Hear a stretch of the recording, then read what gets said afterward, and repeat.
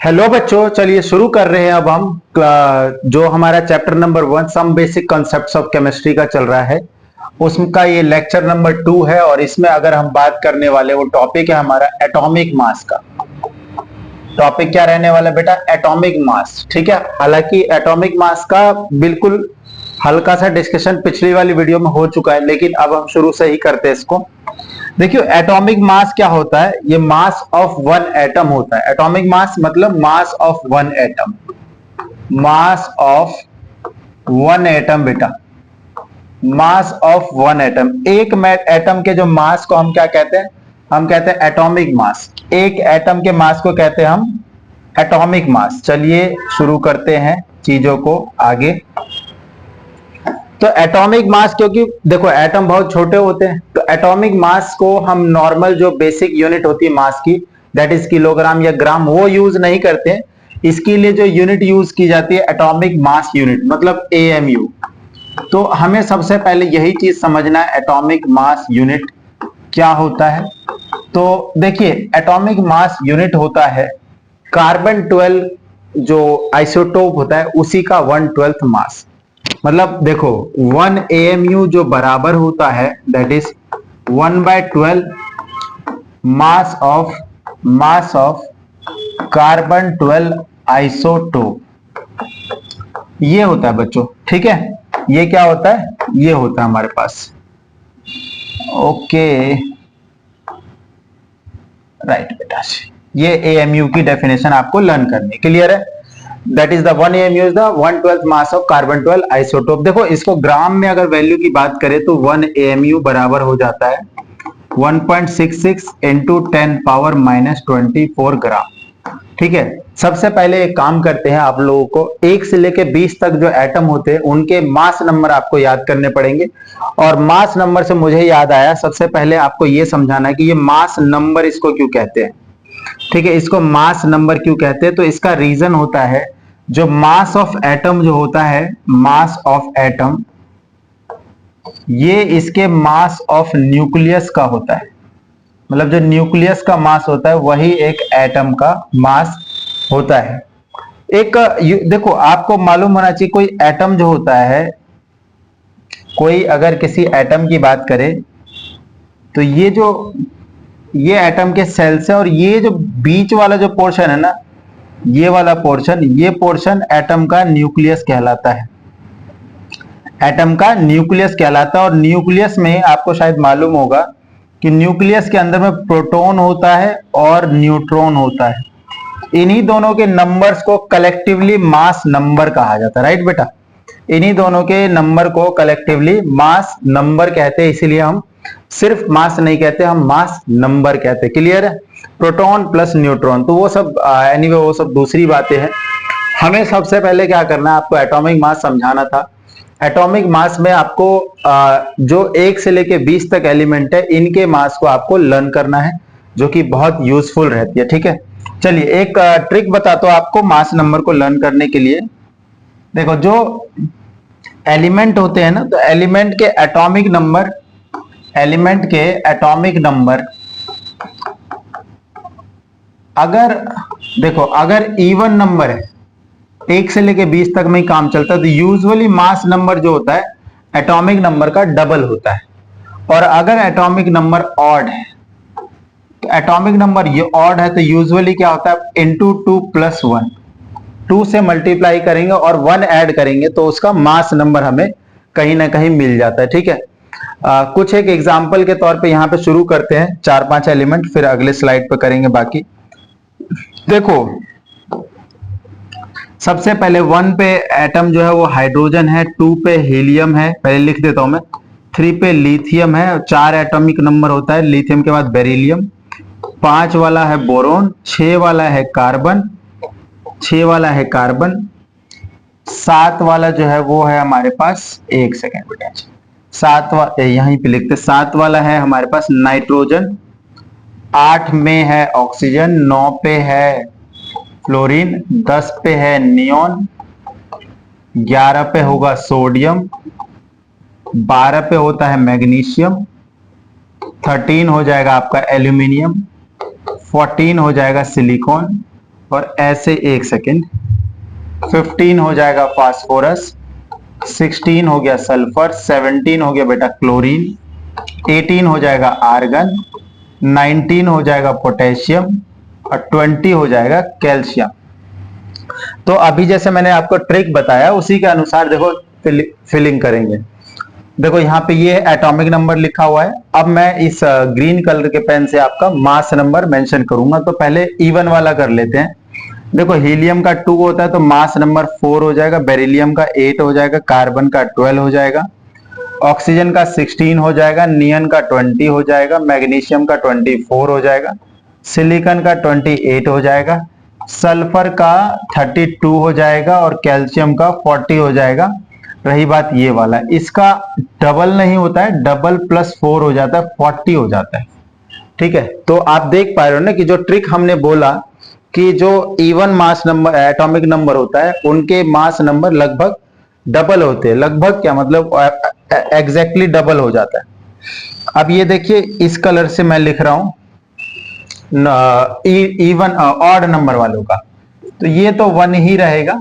ठीक है, लिथियम देखिए 3 का 7 हो जाना है, बोरोन का 5 से 11 हो जाना है, नाइट्रोजन का आपको याद रखना है इसका डबल होता है सिर्फ, और फ्लोरीन का 19 हो जाएगा, सोडियम का 23 हो जाना है, एल्यूमिनियम का 27 हो जाएगा, फास्फोरस का 31 हो जाएगा, क्लोरीन का 35.5 हो जाएगा और पोटेशियम का 39 हो जाएगा। ठीक है, तो एक दो चीज जो जिसमें इरेगुलर ट्रेंड हो रहा है तो मैंने वहां पे मार्क कर दिया है। ठीक है, तो होपफुली आप इसको रिकॉल कर पाएंगे। ठीक है, यहाँ पे यूनिट जो रहेगी वो एएमयू रहेगी। अब बात आता है कि एक सबसे पहला क्वेश्चन कि सर अगर मान लो कि मास नंबर हमें ग्राम में पूछे तो क्या करेंगे। ठीक है, तो ये आपने नहीं लिखा तो आप इसको स्क्रीनशॉट ले लीजिए। मैं एक काम करते इसको छोटा कर देता हूं। देखिए बच्चों, चलिए आगे बढ़ते हैं। Atomic mass in gram, atomic mass in grams. ठीक है, और इसको बुक्स में ग्राम एटॉमिक मास भी कहते हैं।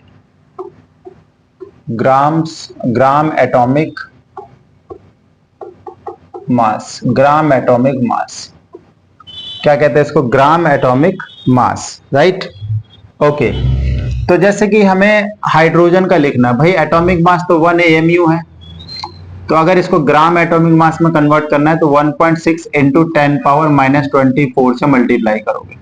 किसी का भी मान लो कि सोडियम है, सोडियम का बेटा होता है 23 AMU, तो 23 AMU को आपको क्या करना है 1.66 इंटू में 10 पावर -24 ग्राम, मतलब इससे मल्टीप्लाई कर देना, मतलब AMU की वैल्यू से आपको मल्टीप्लाई करना। क्लियर है। एक दो एग्जांपल और ले लेते हैं, जैसे कि ऑक्सीजन हो गया, ऑक्सीजन का होता है 16 AMU, तो ये सिंपल हो जाएगा 16 इंटू 10 1.66 इंटू 10 पावर -24 ग्राम।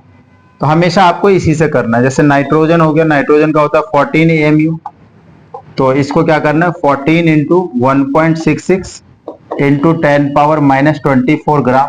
ठीक है, तो ये इजी है बेटा। मान लो कि कैल्शियम की बात करें तो कैल्शियम का होता है 40 AMU, और ये हो जाएगा 40 इंटू 1.66 इंटू 10 पावर -24 ग्राम। ठीक है, एक और ले लेते हैं, कोई सल्फर ले लेते हैं, सल्फर का होता है 32 AMU, तो इसको मल्टीप्लाई कर देंगे आप 32 इंटू 1.66 इंटू 10 पावर -24 ग्राम। ठीक है, तो इस तरीके से आप जो है ग्राम में कन्वर्ट कर सकते हैं, सिंपल आपको मल्टीप्लाई करना है। ठीक है, ये था हमारा एटॉमिक मास ऑफ 1 एटम। ठीक है, अब देखो आपको मालूम होना चाहिए कि एटम कंबाइन करके मॉलिक्यूल्स बना लेते हैं। देखो एटम्स आपस में कंबाइन करके, एटम प्लस एटम, ये हमारे मॉलिक्यूल्स को बनाते हैं। अब जो एटम अगर सेम टाइप के कंबाइन किए हैं तो उसको होमो मॉलिक्यूल कहते हैं, अगर अलग अलग है तो हेट्रो मॉलिक्यूल कहते हैं। क्या कहना चाह रहा हूं, देखो अगर सेम एटम है तो होमो मॉलिक्यूल, सेम एटम है तो होमो मॉलिक्यूल, और अगर अलग अलग एटम है तो इसी को हेट्रो मॉलिक्यूल कहा जाता है। हेट्रोमॉलिक्यूल। ठीक है बेटा जी, सेम एटम है तो होमोमॉलिक्यूल और अलग अलग एटम है तो हेट्रोमॉलिक्यूल कहा जाता है। क्लियर है? चलिए आगे देखते हैं। देखो एग्जाम्पल की भी तो जरूरत है। एग्जाम्पल होमोमॉलिक्यूल का H2, O2, Cl2, N2 ये सब हो जाएंगे ना, P4, S8, ओजोन। और इनके एग्जाम्पल जैसे वाटर, CO2, मेथेन, अमोनिया, ठीक है, इथेन, इथीन, तो बहुत सारे एग्जाम्पल है। तो सेम टाइप के एटम कंबाइन हो रहे हैं होमोमॉलिक्यूल, और अलग अलग टाइप के एटम अगर कंबाइन कर रहे हैं तो हेट्रोमॉलिक्यूल कहते हैं इनको। क्लियर है? होमोमॉलिक्यूल को तो हम नॉर्मल केमिस्ट्री में मॉलिक्यूल ही कह देते हैं, लेकिन जो हेट्रोमॉलिक्यूल है इनको नॉर्मल केमिस्ट्री में कंपाउंड कहा जाता है बेटा। नॉर्मल केमिस्ट्री में इनको क्या कहा जाता है? कंपाउंड। तो ये हो गया हमारा मॉलिक्यूल और ये हो गया हमारा कंपाउंड। क्लियर है? तो मॉलिक्यूल और कंपाउंड एक टर्म होता है, यहां पे उस चीज की भी थोड़ी सी चर्चा कर लेते हैं। एटॉमिसिटी एक टर्म होता है, एटॉमिसिटी एक टर्म होता है, एटॉमिसिटी। ठीक है? ठीक है।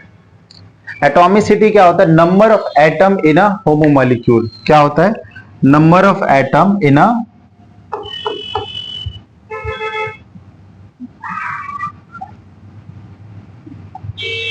Number of atom in a molecule. ठीक है? कंबाइनिंग एटम जो होते हैं ना किसी मॉलिक्यूल के अंदर में, जैसे ये देखो H2 है तो इसके अंदर में 2 एटम है तो इसकी एटॉमिसिटी 2 हो गई। ऑक्सीजन में 2 एटम है तो एटॉमिसिटी 2 हो गई। ओजोन में 3 एटम है तो एटॉमिसिटी 3 हो गई। ऐसे ही जैसे फास्फोरस में 4 एटम होता है तो एटॉमिसिटी 4 हो गई। सल्फर में 8 होता है तो एटॉमिसिटी 8 हो गई। तो ये एक छोटा सा टर्म है एटॉमिसिटी के बारे में। क्लियर है? ओके।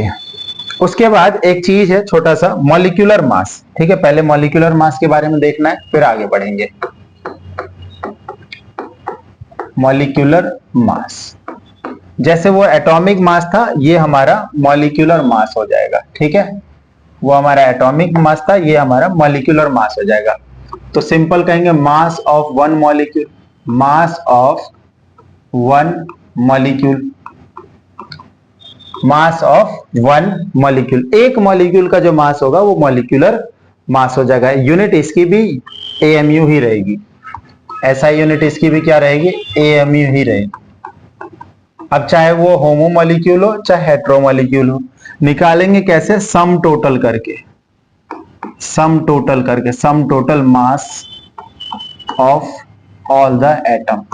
इसीलिए आपको मैंने 1 से लेके 20 तक जो है अभी आपको मैंने लिखवाया है। यहां पर जो आपको लिखवाया है वो इसीलिए कि जब हम सम टोटल करेंगे तो आपको ये एटॉमिक मास मालूम हो, तब बड़े आराम से हम इसको कर पाएंगे। क्लियर है? चलिए देखें।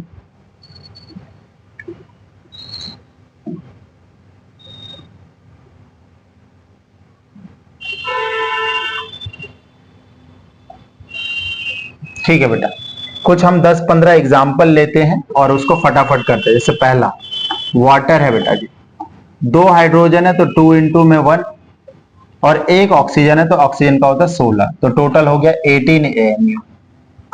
ठीक है, कुछ जेन्युइन एग्जाम्पल लेते हैं। जैसे कार्बन डाइऑक्साइड, 1 कार्बन है तो कार्बन का है 12 और 2 ऑक्सीजन का है तो 16 इंटू में 2, तो टोटल हो गया 44 AMU। उसके बाद जैसे मीथेन की बात करते हैं, CH4, 1 कार्बन का होता है 12 और 4 हाइड्रोजन है 4 इंटू में 1, तो टोटल हो गया 16 AMU। ठीक है, ओके।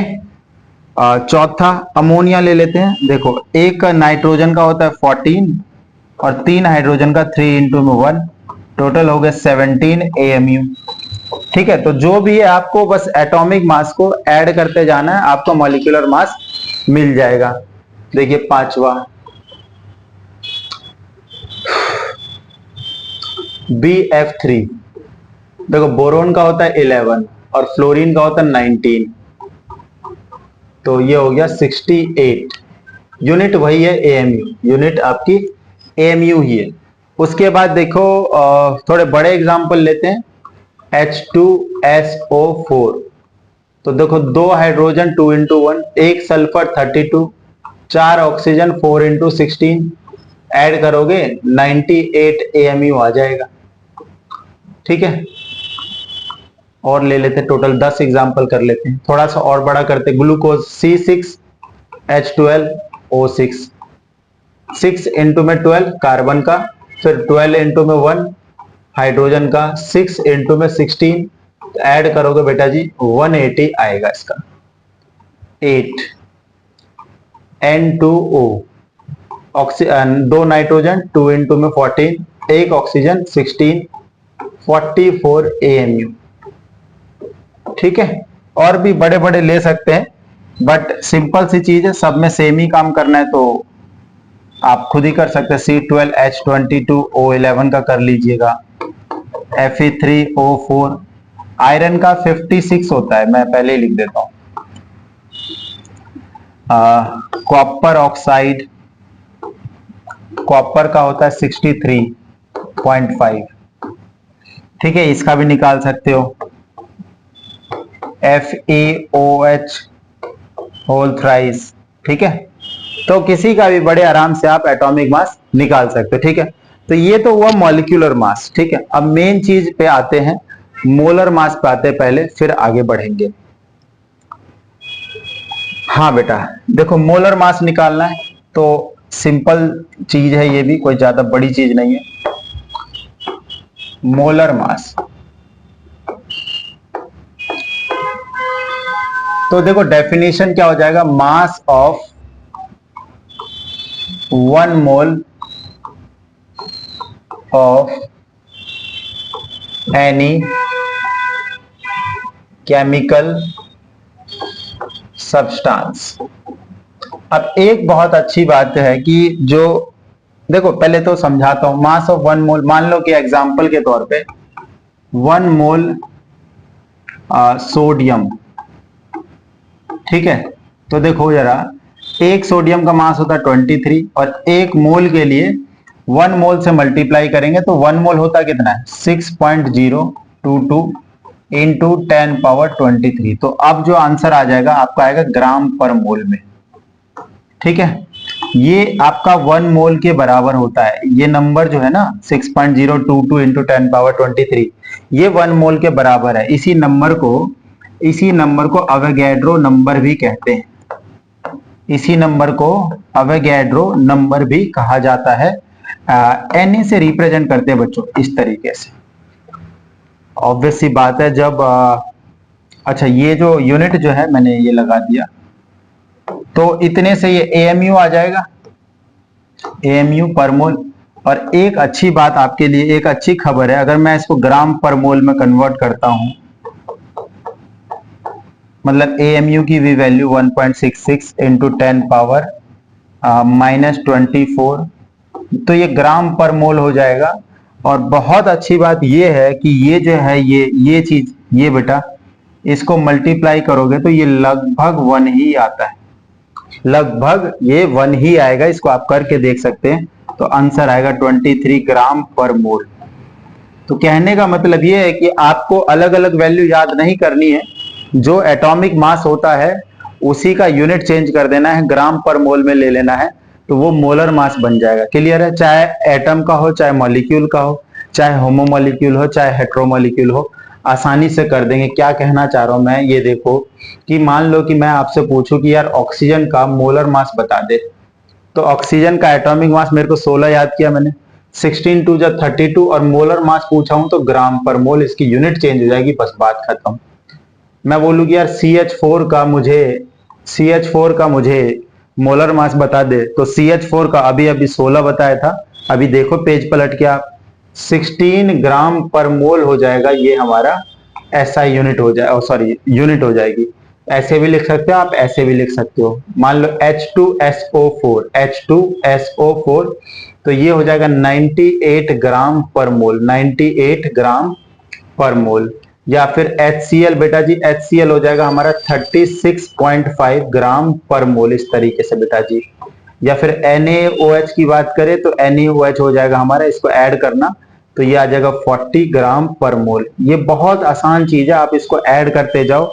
आपको बेसिक कंसेप्ट ये समझना था कि मोलर मास का मतलब क्या है और किस तरीके से मोलर मास कैलकुलेट किया जा सकता है। जैसे एटॉमिक मास किया, सम टोटल मास कर दिया, वैसे ही आप मोलर मास कर दीजिए। मेनली अगर आपको एटॉमिक मास लर्न है तो उसी का यूनिट चेंज कर दीजिए तो आपका मोलर मास आ जाएगा। जैसे एक और एग्जांपल ले लेता हूं मैं CO2 का, तो ये हो जाता है 44 ग्राम पर मोल, 44 ग्राम पर मोल। तो उम्मीद है कि आपको मोलर मास से रिलेटेड चीजें, एटॉमिक मास, मॉलिक्यूलर मास से रिलेटेड चीजें आपको समझ में आ गई होगी। अगर वीडियो समझ में आ रहा है तो वीडियो को लाइक करें, चैनल को सब्सक्राइब करें और अपने दोस्तों के साथ इसको शेयर भी करें। ठीक है, तो हंसते रहिए, मुस्कुराते रहिए। धन्यवाद, धन्यवाद।